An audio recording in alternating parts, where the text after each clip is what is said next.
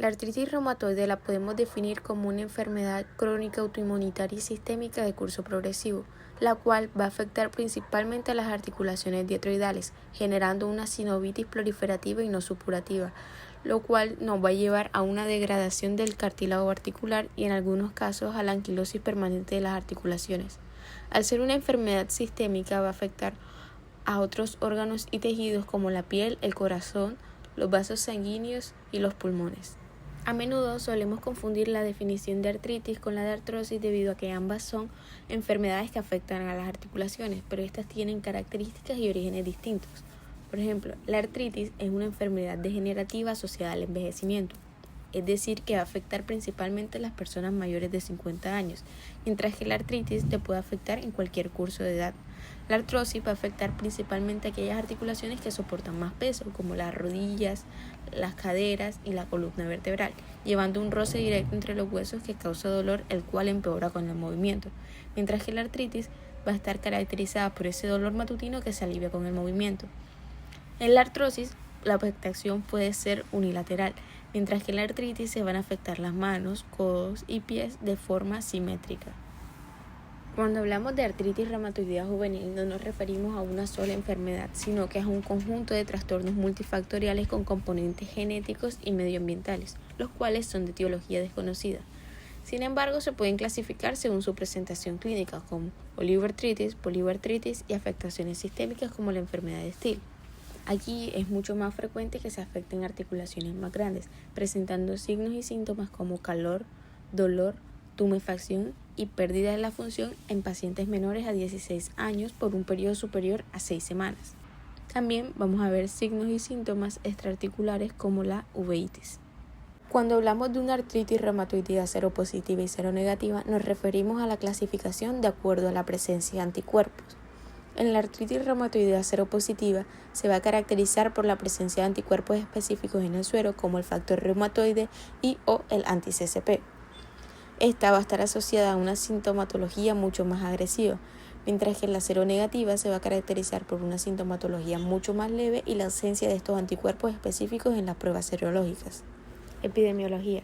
La artritis es la más común de las artropatías inflamatorias, afectando del 0.5 a 1% de la población mundial. Tiene una incidencia anual que varía entre el 0.02% y 0.5% de acuerdo a la población estudiada. Su edad de inicio suele estar entre los 30 y 60 años, aunque como ya dijimos anteriormente, puede afectar a cualquier grupo etario. Y esta va a afectar principalmente a las mujeres que a los hombres, teniendo una relación mujer-hombre de 3 a 1. Según su distribución geográfica, Europa y Norteamérica presentan las tasas más altas de prevalencia, cercanas al 0.5 y 1.5%, mientras que Asia y África muestran prevalencias más bajas, del 0.2 a 0.4%, aunque se creen que estas cifras se deben a la falta de registro e investigaciones sobre esta enfermedad en estos lugares. En Colombia, para el año 2023 se tenían registrados 139.559 casos prevalentes de artritis, de los cuales 6.195 eran nuevos casos. Las comorbilidades más frecuentes que vamos a encontrar son la hipertensión arterial, la osteoporosis, la diabetes y el síndrome de Sjögren. En Colombia, el 83.89% de los pacientes van a ser mujeres, las cuales en su mayoría, como vemos en la gráfica, se encontraban entre los 40 y 60 años. Etiología de la artritis reumatoide.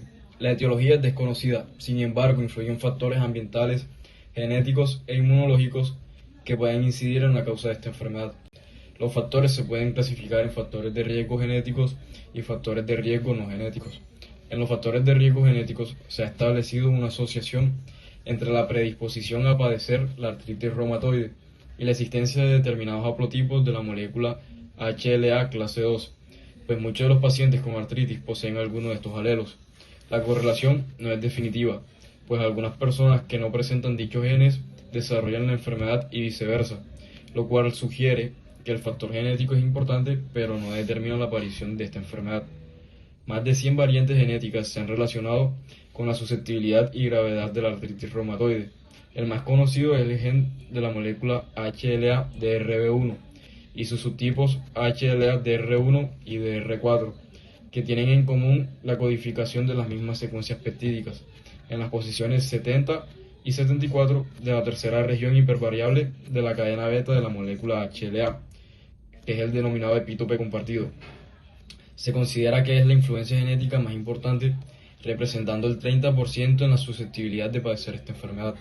Los portadores de la HLA-DR4 se asocian a enfermedades más graves y formación de anticuerpos factor reumatoide y anticuerpo antipeptídico citrulinado cíclico. En los factores de riesgo no genéticos, tenemos que ellos representan el 40% del riesgo a padecer la artritis reumatoide. Tenemos factores hormonales, en donde el sexo femenino tiene de 2 a 3 veces más probabilidad de desarrollar la enfermedad que el hombre. Esto debido a hormonas como los estrógenos que aumentan la activación de linfocitos B, favoreciendo la producción de autoanticuerpos, lo que potencia la respuesta inflamatoria y se promueve así la liberación de interleuquina 6, factor de necrosis tumoral alfa e interleuquina 17. El hombre suele tener una artritis reumatoide de inicio tardío, con positividad para el factor reumatoide y el anticuerpo antipeptídico citrulinado cíclico. Otro factor muy importante es el tabaquismo, ya que el tabaco es el factor ambiental más consistente y relacionado, pues aumenta la susceptibilidad de desarrollar artritis reumatoide hasta 3 veces en la población fumadora y hasta 20 veces más en portadores del epítope compartido. Su capacidad para elevar los niveles de citoquinas proinflamatorias y de citrulinar proteínas aumenta en función de la cantidad y duración del hábito tabáquico. Otro factor serían las infecciones, que serían provocadas por virus o bacterias o ambas, ya que se aumenta considerablemente la predisposición a padecer la enfermedad. El agente infeccioso que causa daño tisular o necrosis local puede descubrir epítopos crípticos de autoantígenos y desencadenar una respuesta inmune autorreactiva.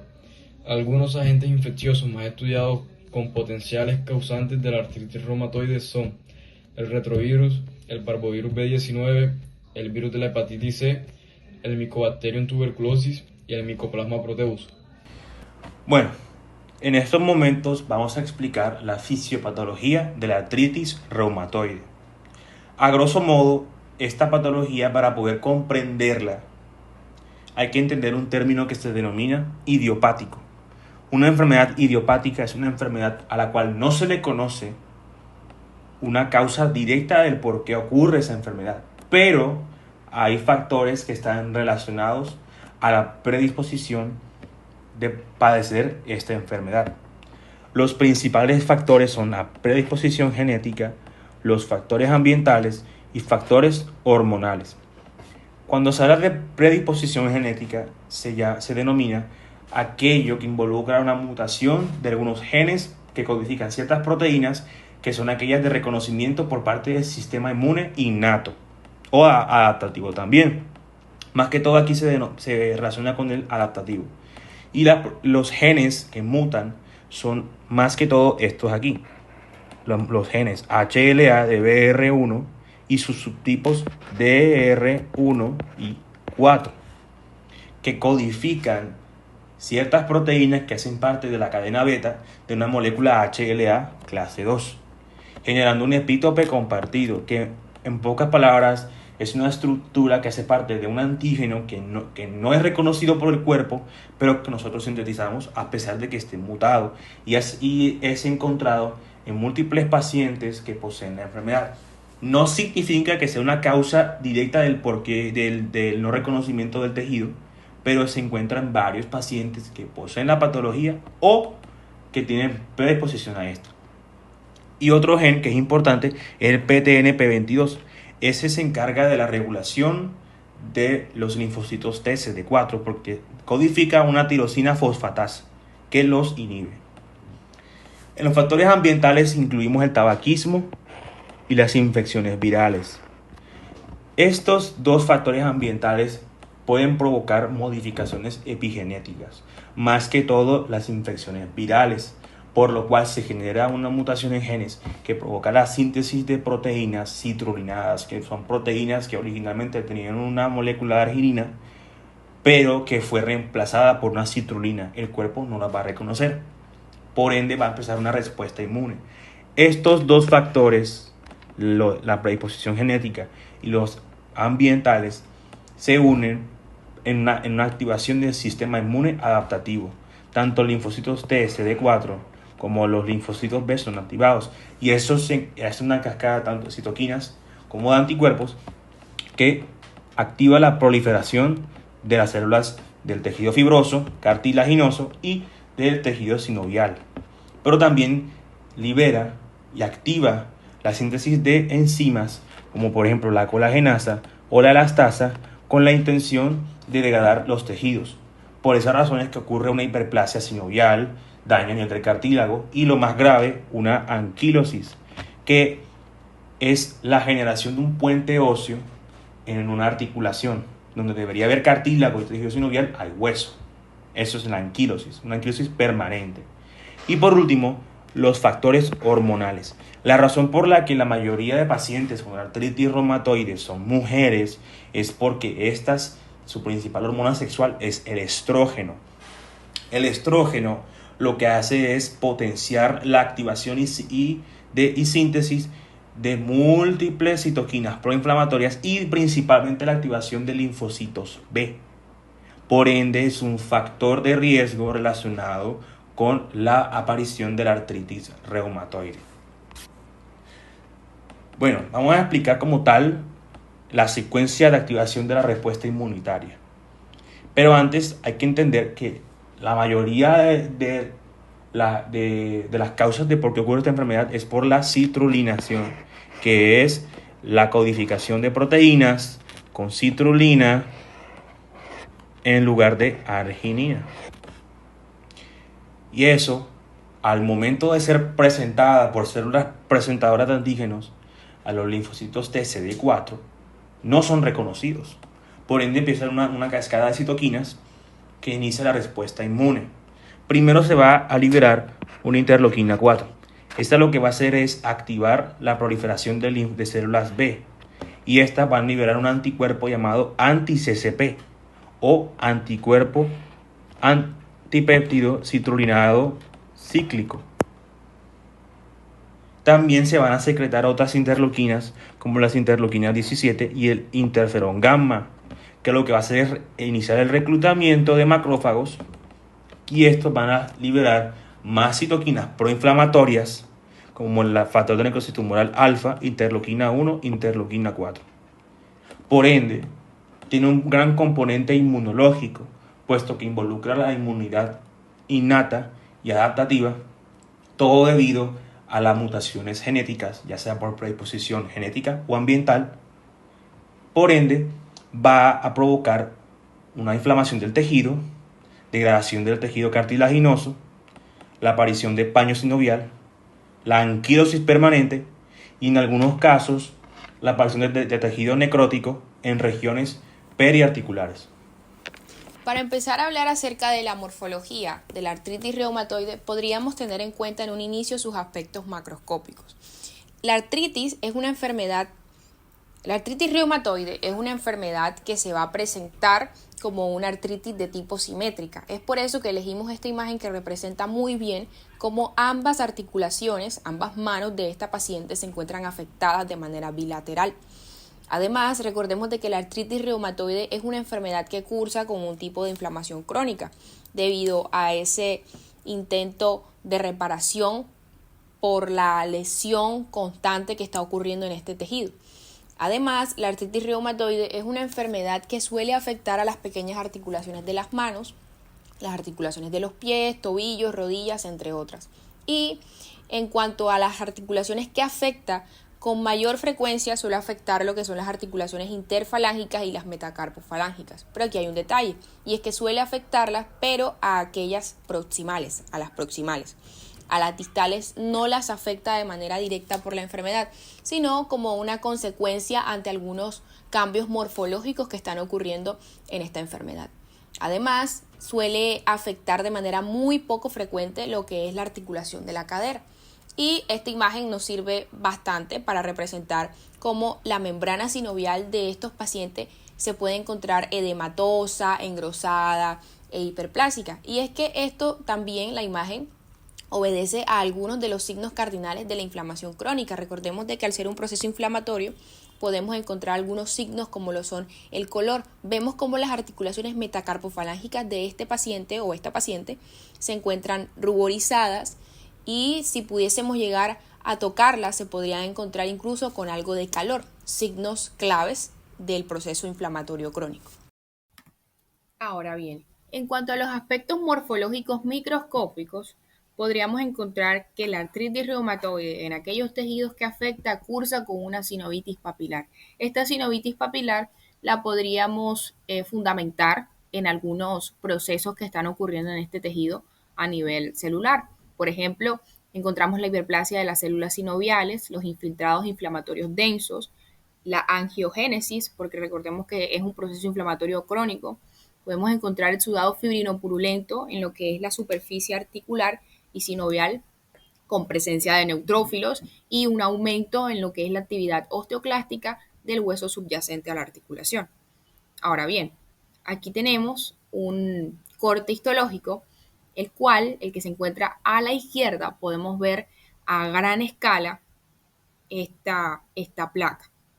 Aquí lo que podemos observar son cómo los rebordes tienen un aspecto de papilas, por lo que se le denomina papilar, una sinovitis papilar, porque es una sinovia que se encuentra inflamada. ¿Qué podemos observar acá? Cómo esa hiperplasia de las células sinoviales está llenando lo que es el espacio articular, está proliferando. Por lo tanto, el espacio articular disminuye. Las consecuencias que esto puede traer en el paciente es la disminución del movimiento o la limitación de la función. Y además, si bajamos un poco más, podemos ver la cantidad de puntos violetas que lo que van a fundamentar básicamente son esos inflamatorios, esos infiltrados inflamatorios densos que cursan con la inflamación crónica. Recordemos de que los protagonistas de la inflamación de tipo crónica son las células de tipo mononucleares. Ahora, si nos vamos a la imagen de la derecha, podemos ver a mayor aumento cómo esta sinovia, esta capa de sinoviocitos, que en condiciones normales debería ser de 1 a 3 capas, según algunas bibliografías, aquí en una condición patológica inmediatamente podríamos darnos cuenta cómo el número de sinoviocitos aumenta. Esto obedece a la hiperplasia de las células sinoviales que mencioné anteriormente y podemos observar cómo estos infiltrados inflamatorios densos constituyen, por ejemplo, folículos linfoides, podemos encontrar presencia de células plasmáticas, entre otras. ¿Qué ocurre? Si estos hallazgos histológicos o si estos procesos que acabo de mencionar se perpetúan, que en la enfermedad lo hacen, ellos pueden conllevar a la formación de una estructura importante, que es el paño sinovial o el panus. ¿Qué es el panus? El panus básicamente corresponde a lo que es la masa sinovial edematosa. El panus tiene células inflamatorias, porque recordemos que al ser un proceso inflamatorio crónico, estas células que acabamos de ver anteriormente también harían partícipe de esta estructura que es el panus. Por ejemplo, aquí podemos ver una, una gráfica, un esquema que nos representa cómo podemos ver algunas células inflamatorias como células plasmáticas, dendríticas, linfocitos, incluso neutrófilos y macrófagos aquí en la articulación que está sufriendo con este paño sinovial. Y aquí en el esquema, básicamente lo que queremos ilustrar es cómo el paño sinovial crece de manera junta a lo que es el cartílago articular y a la membrana sinovial de la articulación. ¿Qué ocurre? Bueno, este paño sinovial también tiene lo que es un tejido de granulación y de fibroblasto, porque recordemos que al ser un proceso inflamatorio crónico está el constante intento de reparación ante la destrucción del tejido. ¿Qué ocurre? Como este paño aquí en el corte histológico podemos ver que crece conjunto o pegadito al hueso, lo que ocurre es que el panus crece de tal manera que erosiona hacia el cartílago, él crece con dirección hacia el cartílago y esta diapositiva guarda relación con la siguiente. Esta erosión del cartílago puede fundamentar o puede ocasionar una destrucción del cartílago articular. ¿Y qué ocurre si hay una destrucción del cartílago articular? Aquí hay otro esquema que nos ejemplifica cómo el panus puede en un inicio provocar lo que es una fibrosis, una anquilosis fibrosa, que así empieza como la fusión de estos dos huesos adyacentes de la articulación afectada. En un inicio se presenta como esta anquilosis fibrosa, pero esta anquilosis se puede osificar y pasa a ser una anquilosis de tipo ósea. Esta anquilosis de tipo ósea es una anquilosis permanente. Es por eso que podemos observar cómo los pacientes que tienen artritis reumatoide presentan la característica de el dedo en cisne. Y esto se fundamenta o se podría fundamentar básicamente en la fusión o en la formación de estos puentes entre ambos huesos. Ahora bien, hay otra estructura que si bien no cursa en todos los casos, aproximadamente en un 20 a un 30% de los pacientes, sí se encuentra en algunos procesos de la artritis reumatoide, como lo son los nódulos subcutáneos reumatoides. Estas son estructuras que no son tan frecuentes en los pacientes y tienden a ser indoloras y se presentan en lo que es el tejido subcutáneo. Normalmente suelen aparecer con mayor frecuencia en aquellas áreas del paciente que se encuentran sujetas a una presión mecánica, como lo pueden ser los codos, los omóplatos, la región lumbosacra, entre otras. Microscópicamente, los nódulos subcutáneos reumatoides presentan un aspecto similar a lo que son los granulomas necrosantes. Y aquí, si observamos el corte histológico, podemos ver cómo el nódulo subcutáneo reumatoide tiene una zona central en la cual predomina el tono rosado. A esta zona central, en donde podemos ver el asterisco, marca lo que es esta zona central de necrosis fibrinoide. Se le dice fibrinoide porque este tejido está compuesto por tejido conectivo, que recordemos que puede ser en un intento de reparar este tejido, se vuelve de tipo una necrosis fibrinoide. Esta zona central de necrosis fibrinoide se encuentra rodeada por un borde prominente de células mononucleares, que pueden ser más que una colección de macrófagos que se encuentran activados de manera crónica por el proceso inflamatorio que está sufriendo el paciente. Ahora bien, hay otra estructura que puede aparecer, pero ya en unos estadios más progresivos, más agresivos de la enfermedad, como lo son las vasculitis. La vasculitis obedece a lo que es la inflamación de los vasos sanguíneos. Y aquí, histológicamente, lo que podemos ver es cómo este vaso sanguíneo, la flecha está apuntando a cómo la luz de este vaso sanguíneo se encuentra obstruida y también se encuentra necrosada, generando lo que es la vasculitis. Básicamente, esto sería la morfología tanto microscópica como macroscópica que podemos observar en un paciente con artritis reumatoide. Manifestaciones clínicas. La artritis reumatoide es un reto diagnóstico que presenta gran variedad de manifestaciones clínicas en sus 5 formas de inicio. Suelen predominar las manifestaciones articulares con síntomas generales como es la febrícula, que es una temperatura corporal de 37.5 a 38.4 grados centígrados, la astenia, que es la sensación de fatiga o debilidad generalizada, la hiporexia, que es la pérdida de apetito y la pérdida de peso. La forma más característica es una poliartritis simétrica de pequeñas articulaciones de manos y pies, de inicio insidioso y rigidez matutina, con excepción de la columna cervical que no suele presentar una afectación axial.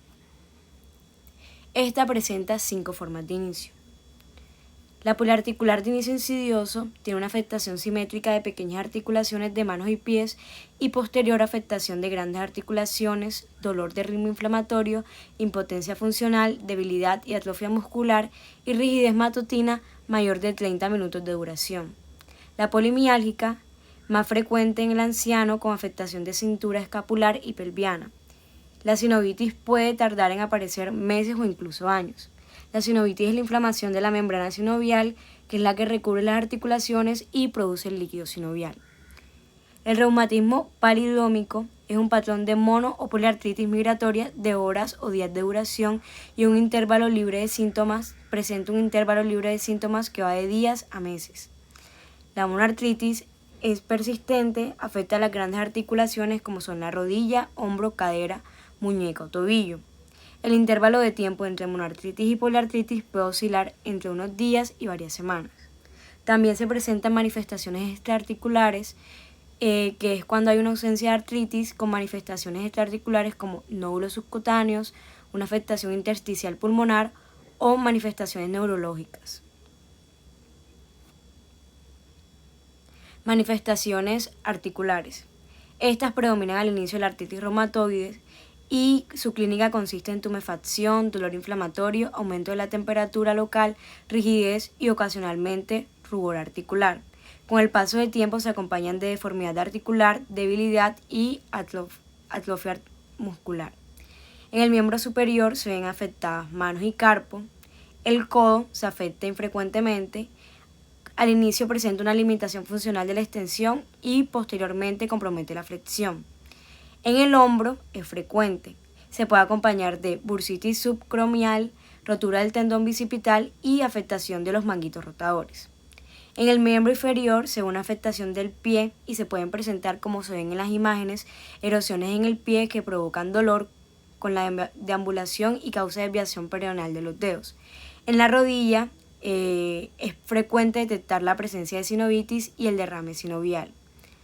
La cadera se ve afectada ya en fases tardías con un deterioro radiológico del más del 50% de las artritis reumatoides, y al ser una articulación profunda no se manifiestan signos de inflamación. En la columna vertebral, la afectación axial cervical es la más frecuente en la artritis reumatoide mal controlada y evolucionada, con sinovitis a nivel de C1 y C2, y en otras articulaciones como son los huesecillos del oído, que pueden afectar incluso con erosiones y causar pérdida parcial de la audición. Las manifestaciones extraarticulares la presentan un tercio de pacientes con artritis reumatoide con una sintomología de afectación sistémica como febrícula, astenia y fatiga, además de mialgia, pérdida de peso y depresión.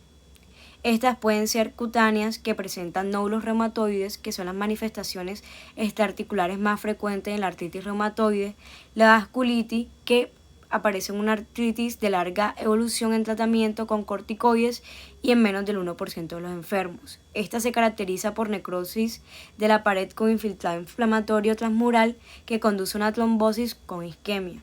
También dermatitis neutrofílica, que se caracteriza por las placas eritematosas infiltradas con histología diagnóstica por la presencia de la infiltración estéril de neutrófilos. Y también otras manifestaciones cutáneas como lo son la púrpura, las úlceras cutáneas y pioderma granulomatoso. También hay manifestaciones oculares, que la queratoconjuntivitis seca es la manifestación más frecuente y se presenta en el 20% de pacientes con artritis reumatoide.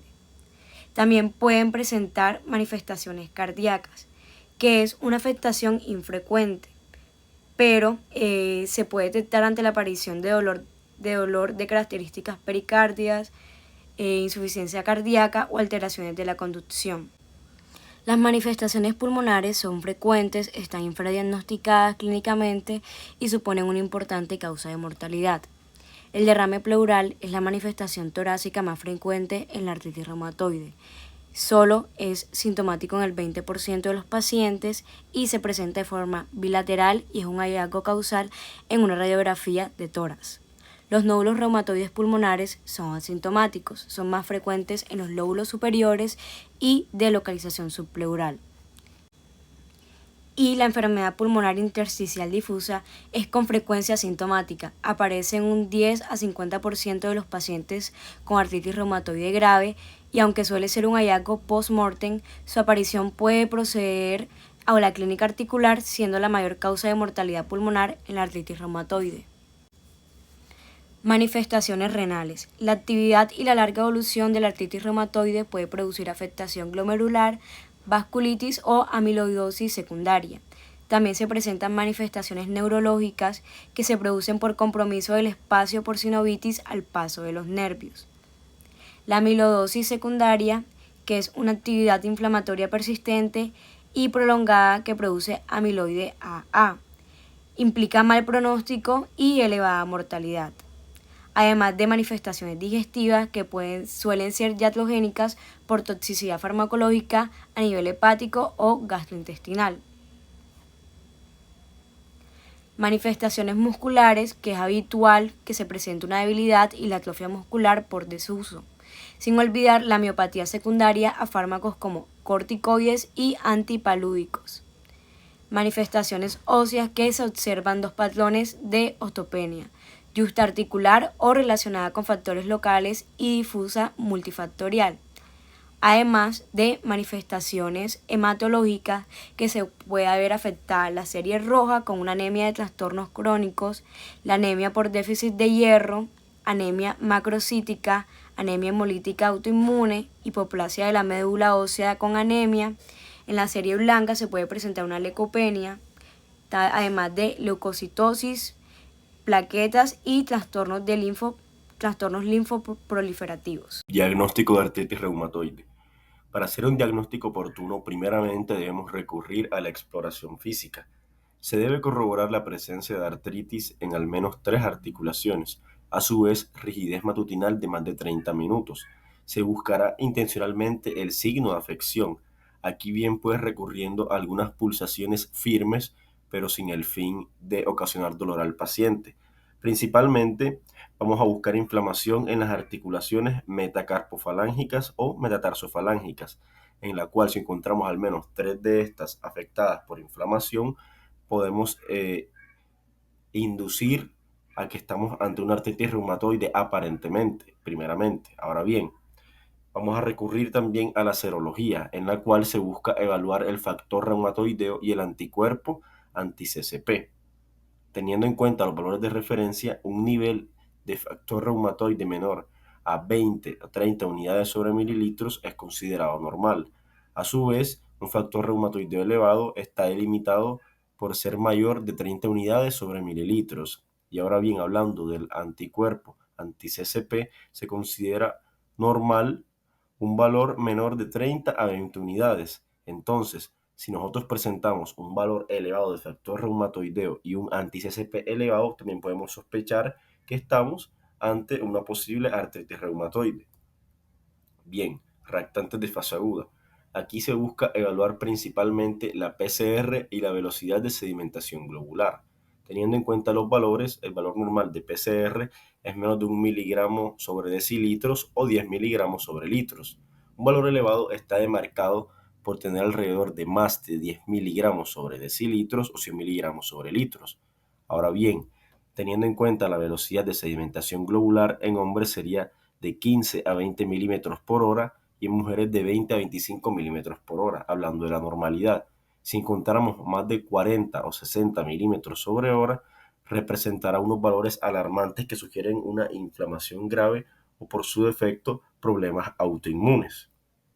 Bien, haremos de la valoración de la ACR, que es el Colegio Americano contra la Reumatología, y la EULAR, que es la Liga Europea contra la Reumatología. Bien, aquí vamos a tener en cuenta ciertos parámetros como lo es primeramente la afección articular. Si encontramos una afección de una articulación grande, en este caso de una sola, daremos una puntuación de 0. Si encontramos de 2 a 10 articulaciones grandes afectadas, daremos un punto de 1. Si encontramos de 1 a 3 articulaciones pequeñas afectadas, daremos una puntuación de 2. Si encontramos de 4 a 10 articulaciones pequeñas afectadas, daremos una puntuación de 3. Y si encontramos más de 10 articulaciones, daremos 5 puntos. Bien, recurriendo a la serología, si encontramos un factor reumatoideo negativo y un ACP negativo, también daremos una puntuación de 0. Si encontramos factor reumatoideo positivo con títulos bajos y un anticuerpo anti-CCP también con títulos bajos, daremos una puntuación de 2. Y por su defecto, si encontramos un factor reumatoideo positivo y un anti-CCP positivo con títulos altos, daremos una puntuación de 3. También con los reactantes de fase aguda, si la PCR y la BSG están normales, daremos una puntuación de 0. Si la PCR y la velocidad de sedimentación globular están positivos y elevados, daremos una puntuación de 1. Y también vamos a tener en cuenta la duración en semanas. Si tenemos en cuenta que los síntomas persisten por más de 6 semanas, daremos una puntuación de 1. Pero si duran menos de 6 semanas, daremos una puntuación de 0. Entonces, al final de todo, vamos a sumar los puntos totales que nos dieron en cada uno de estos ítems y si nos dan más de 6 puntos, podemos decir efectivamente que estamos ante un diagnóstico de artritis reumatoidea. En cada punto solo tomamos en cuenta el valor más significativo, cabe resaltar. Ahora bien, hablemos de la radiología simple. Esta técnica, bueno, vamos a evidenciar la afectación radiológica inicial, que suele ser el aumento de partes blandas y osteopenia yuxtaarticular o en bandas.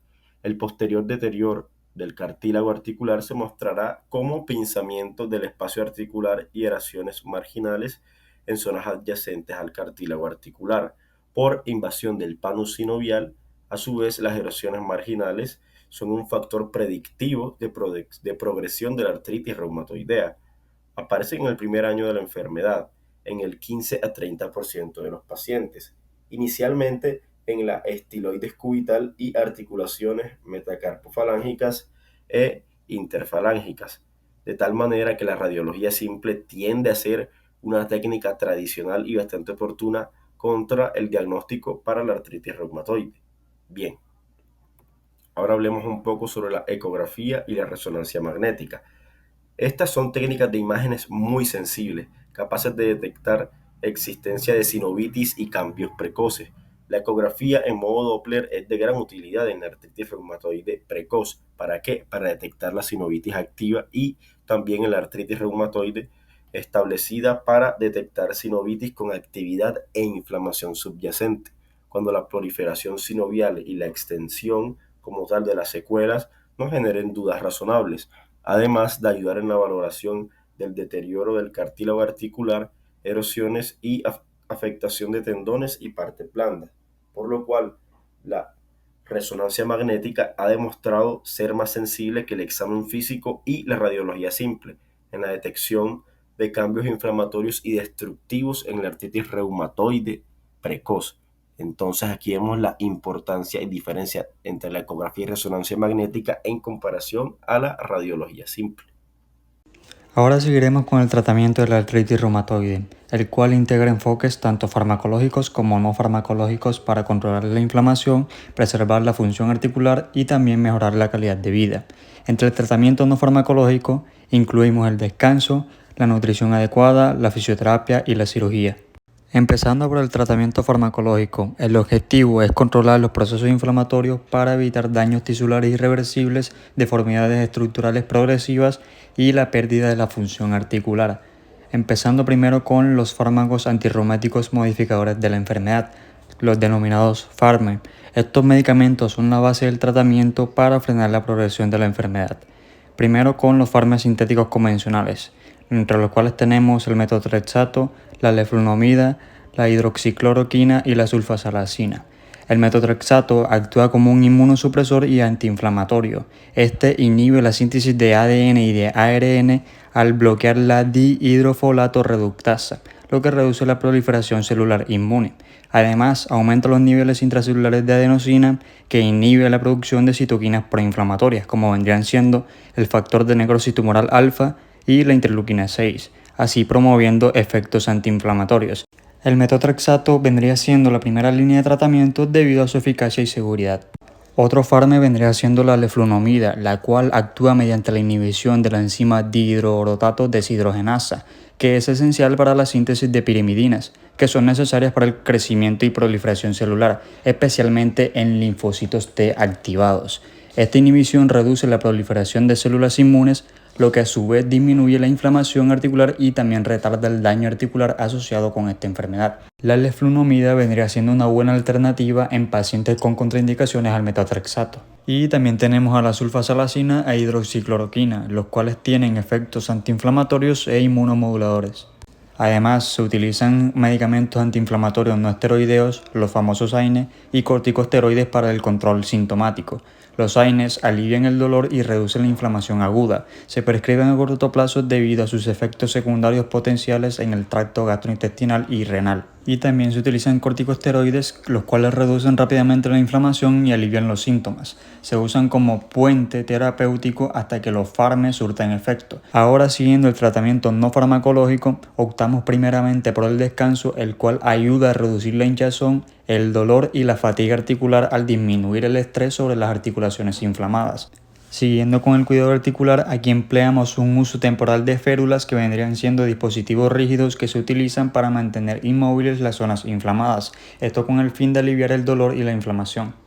Siguiendo con la nutrición, aquí incluimos una dieta rica en pescado, es decir, que contenga altos ácidos grasos omega 3 y aceites vegetales y baja en carnes rojas. Esto puede aliviar parcialmente los síntomas en algunas personas. Para el tratamiento físico recomendamos que las articulaciones inflamadas se estiren suavemente y así evitar que queden fijas en una posición.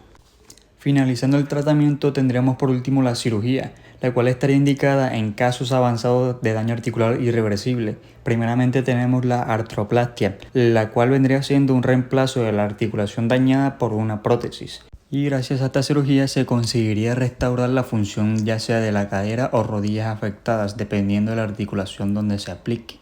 Y el otro tipo de cirugía vendría siendo la sinovectomía, que sería la remoción de tejido sinovial inflamado para prevenir erosiones. Nuestro caso clínico trata sobre la paciente Valeria Ramírez González, la cual tiene 29 años de edad y es ama de casa. Su lugar de residencia es Barranquilla Atlántico. Su motivo de consulta fue dolor e inflamación progresiva en las manos y rodillas con 4 meses de evolución. La paciente expresó que hace 4 meses inició con dolor matutino y rigidez en las manos, con mayor afectación en las articulaciones metacarpofalángicas e interfalángicas proximales. La rigidez matutina tarda más de 1 hora y mejora con el movimiento, y con el tiempo el dolor ha progresado a rodillas y tobillos. La paciente niega de haber tenido fiebre, úlceras orales o síntomas respiratorios y no presenta síntomas gastrointestinales ni antecedentes de infección genitourinaria reciente. La paciente cuenta con una escoliosis leve diagnosticada en la adolescencia, sin tratamiento quirúrgico, no es fumadora, no consume alcohol y no ha tenido infecciones previas recientes. La paciente cuenta con una tía materna que presenta lupus eritematoso sistémico. No se aprecian edemas periféricos ni signos de insuficiencia cardíaca, no cuenta con signos de insuficiencia respiratoria y síntomas respiratorios, no presenta distensión o alteraciones en la función intestinal y no ha tenido una pérdida de peso significativa. Se le realizó un examen físico en donde se valoraron sus manos, rodillas y pies. En las manos encontramos dolor y aumento del volumen en articulaciones interfalángicas proximales bilaterales, dolor a la palpación en ambas muñecas y dolor a la compresión lateral de las metacarpofalángicas.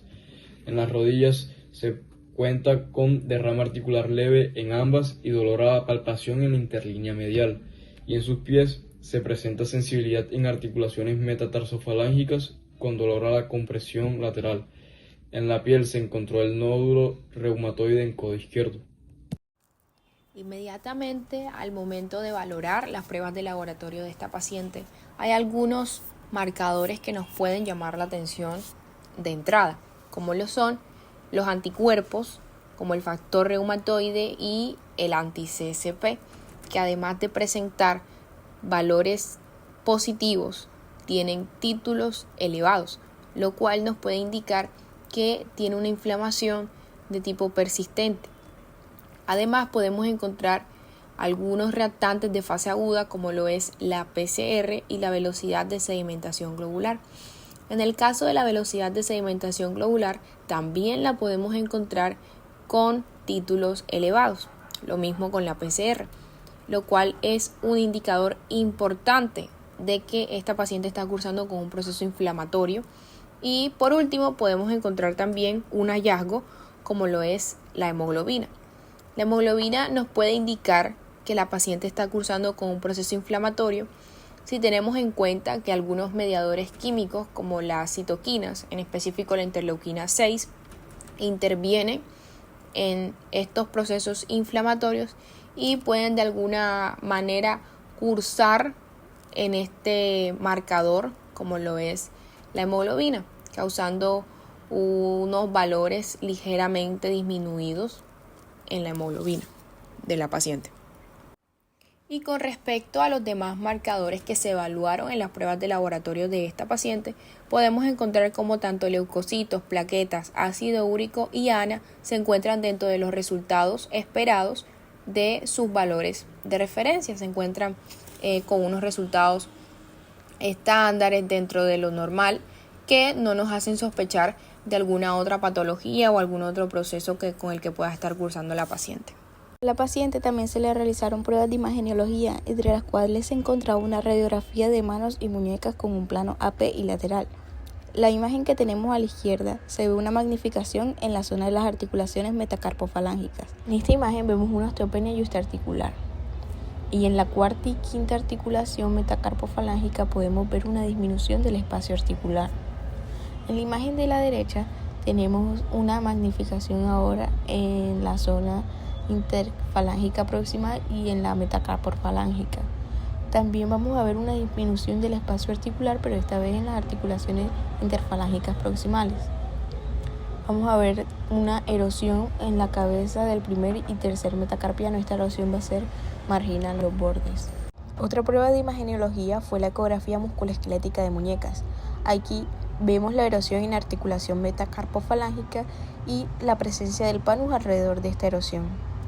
En esta imagen, con la línea amarilla, intentamos delinear el contorno óseo indicando la erosión de la articulación, mientras que con la línea azul estamos señalando el panus, que es el tejido inflamatorio proliferativo característico de esta enfermedad. En cuanto al diagnóstico, se presume o se sospecha de que se trata de una artritis reumatoidea seropositiva en fase temprana, lo cual se confirma al aplicarle a la paciente los criterios de clasificación EULAR 2010. La paciente en este caso cumple con varios de estos puntos. Podemos ver de que el compromiso articular de esta paciente es de igual o mayor a 4 articulaciones afectadas. En cuanto a la serología, vemos factor reumatoide y anti-CSP positivos, que habíamos visto anteriormente en sus resultados de las pruebas de laboratorio. En reactantes de fase aguda, podemos ver también que presentó la velocidad de sedimentación globular y la PCR elevadas. Y en cuanto a la duración del proceso de la enfermedad, la paciente venía cursando con un periodo de más de 6 semanas. Así que el total para los puntos de esta paciente serían 10. Y al ser mayor de 6 puntos, ya es un diagnóstico de artritis reumatoide. Ahora seguiremos con el tratamiento y la evolución de esta paciente, el cual debe ser temprano y agresivo para evitar el daño articular irreversible. El propósito en esta situación es manejar la inflamación de manera efectiva, aliviar los síntomas asociados y evitar posibles deformidades que puedan afectar la función y calidad de vida del paciente. La primera línea del plan de manejo inicial sería emplear los fármacos mencionados anteriormente, principalmente el metotrexato, con una dosis de 15 mg por semana vía oral o subcutánea, acompañado con ácido fólico con una dosis de 5 mg por semana, con el fin de reducir la toxicidad del metotrexato. ¿Y por qué emplear el metotrexato como tratamiento principal? Este es el fármaco de elección porque tiene la mejor relación eficacia-seguridad. A este tratamiento le incluimos un puente con corticoides con un uso a corto plazo para control rápido de síntomas, que vendría siendo la prednisona con una dosis entre 5 y 10 mg por día y una reducción progresiva entre las 8 y 12 semanas. Como alternativa podríamos utilizar una infiltración intraarticular con triamcinolona en articulaciones inflamadas. ¿Esto por qué? Porque controla la inflamación mientras actúa el metotrexato, que tarda entre 6 a 8 semanas en actuar. Además, en este tratamiento farmacológico también incluimos AINES para el control sintomático, el naproxeno con una dosis de 500 mg cada 12 horas y el ibuprofeno con una dosis de 600 a 800 mg cada 8 horas. Y los incluimos porque alivian el dolor e inflamación aunque no frenan la progresión de la enfermedad.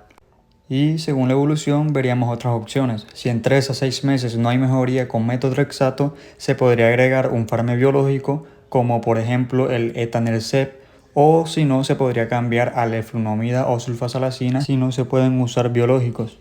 Y en su tratamiento también incluimos medidas no farmacológicas que vendrían siendo la fisioterapia y terapia ocupacional, esto con el fin de evitar la rigidez y pérdida de la función, el ejercicio de bajo impacto como vendrían siendo el yoga, la natación, los estiramientos. También una dieta antiinflamatoria rica en omega 3 y baja en ultraprocesados. Y por último una suspensión de tabaco, debido a que fumar empeora la artritis reumatoide y reduce la respuesta al tratamiento. Y por último, en cuanto a su evolución, se le programa una consulta de seguimiento en 6 semanas para evaluar la respuesta al tratamiento con metotrexato. Esta paciente ha demostrado una evolución favorable con el uso de AINES y prednisona, reportando una reducción del dolor y la rigidez matutina, así como una disminución de la inflamación y el edema en las articulaciones afectadas. Se indica la realización de un hemograma y pruebas hepáticas cada 6 a 8 semanas, dado el riesgo de toxicidad asociado al metotrexato. En caso de que los resultados no sean los esperados o se evidencie alteraciones significativas, se considerará la reducción de la dosis del fármaco.